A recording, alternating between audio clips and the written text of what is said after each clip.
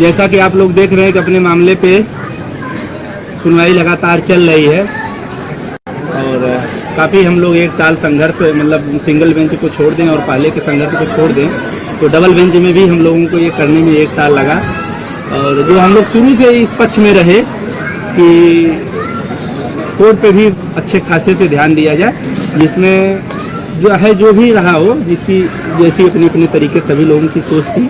सब लोग अपने अपने हिसाब से काम किए और देर ही सही लेकिन हम लोग आज पटरी पे आए हुए हैं।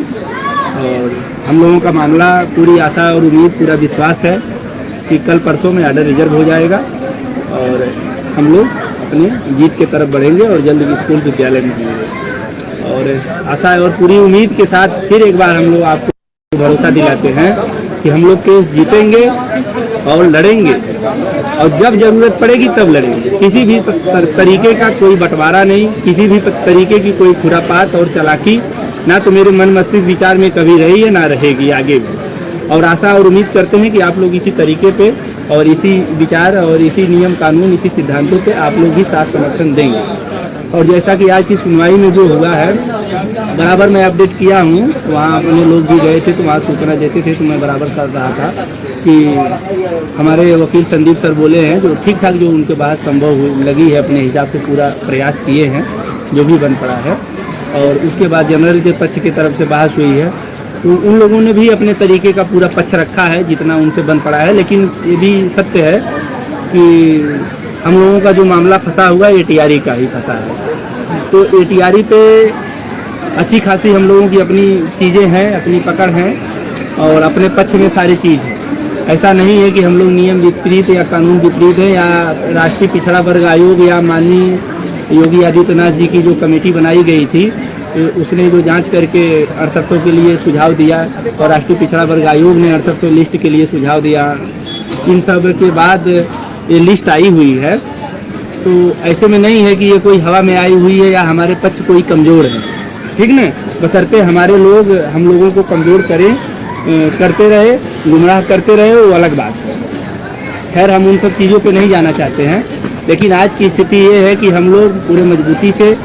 केस में आगे हैं, जीत रहे हैं, बशर्ते अपने हौसले और जुनून को बनाए रखना है जिससे पिछली बार की तरह कोई त्रुटि ना हो, पिछली बार की तरह लास्ट डे पे हमारा वकील गायब ना हो जाए, पिछली बार की तरह 20-20 लाखी वकील हम करके नाम ग्राम गिना के और जब मामला पीक पे आया तो हमारे वकील ही लोग गायब हो गए और अंततः गत्वा क्या हुआ, विपक्षी पक्ष का वकील लोग वहाँ जाके दबाव बना के मनमानी का आर्डर करवा लिए और हम लोग हवा में हो गए, हमारी लिस्ट खत्म हो गई, जिसकी पीड़ा हम सभी लोगों ने झेला है। किसी तरीके से यहाँ मामला पहुँचा है तो इस बार इस तरीके की चूक नहीं होनी चाहिए। और मुझे लग रहा है कि आज तक तो जो अभी इधर सुनवाई हुई है तो हम लोगों के पूरे मिला जुला के पक्ष में रही है। बाकी कौन क्या बोल रहा है, सबके अपने अपने मन मस्तिष्क विचार है, सोच है। कुछ लोगों की वही गंदी मानसिकता सोच पड़ी रही है बंटवारे की, या हम ये जीतेंगे या वो नहीं लड़ेंगे, तो शायद अपने विचार मानसिकता पे आज ही बने हुए हैं। बाकी हमारे जितने पैरवीकार वकील रहे हैं सब लोगों ने ठीक किया, लेकिन इस बीच में आप लोग भी जानते हैं विवेक राज सर ने जिस तरीके की पैरवी किया है, जिस तरीके का, ये कोई मैं नहीं बखान किया हूँ, सब लोगों ने किया है। मैं चाहता तो उस दिन भी आके करता, लेकिन चाहे वो पक्ष का हो चाहे विपक्ष का हो, सबने ये माना कि ये ऐसी पहली सुनवाई हमने देखा है कि जो सिंगल बेंच से लेके यहाँ तक कि मतलब इस तरीके का हमको सामना करना पड़ा। तो आज वो जो सुनवाई हुई है और अच्छा बात है कि जनरल हमारा उसका तो भाई पक्ष विपक्ष है तो अपनी काट तो रखेगा ही, चाहे जिस प्रकार की काट है। तो एक हमारे बड़े भाई साहब हैं जवानी कुर्बान गैंग के, अब वो जवानी कुर्बान गैंग को इतनी क्रेडिट की होड़ मची जाती है कि उनको अपने आगे कोई दूसरा समझ ही नहीं आता है कि कोई दूसरा भी है। मतलब उनको ये लगता है कि जो कुछ है हमारे बाप की बपौती है, तुम लोग हमारे बधुआ मजदूर गुलाम हैं, जो हम बोलते हैं जो हम करते हैं वही सही है, बाकी सब लोग गलत है। तो मैं ये कह रहा हूँ कि आपको अगर विवेक राज में अच्छाई नहीं दिख रही है तो कम से कम साइलेंट रहिए। और सभी लोगों ने इस चीज़ को किया। अब आप कह रहे हो कि 0.5 का मामला 0.5 से कट गया, 0.5 का मामला 0.5 से कैसे कट जाएगा? वो 0.5 वाला जो मामला है टीटी का और एटीआरई का, वहाँ रिलैक्सेशन और छूट का मामला था। तो छूट तो हम भी कर रहे हैं ना कि छूट में हम पास हुए हैं, इसीलिए हमको डाउन किया गया है। चाहे छूट 1 नंबर की हो, चाहे छूट 10 नंबर की हो, चाहे छूट पॉइंट की हो,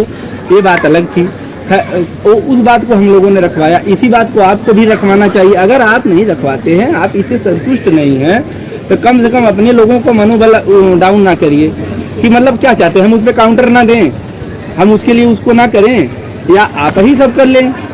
दूसरे को मना कर दीजिए। जैसे हमेशा आप मना करते रहे, कभी आयोग टीम को कभी करवाते रहे उल्टा सीधा, तो कभी हमारे वकील को क्रिमिनल बतवाते रहे और बाद में जो है रिविजिट चलाने लगे, हाई लो करने लगे, फिर बीएड-बीटीसी करने लगे। अगर यही आपकी मंशा अभी भी बनी हुई है तो ये तो सही नहीं है भाई।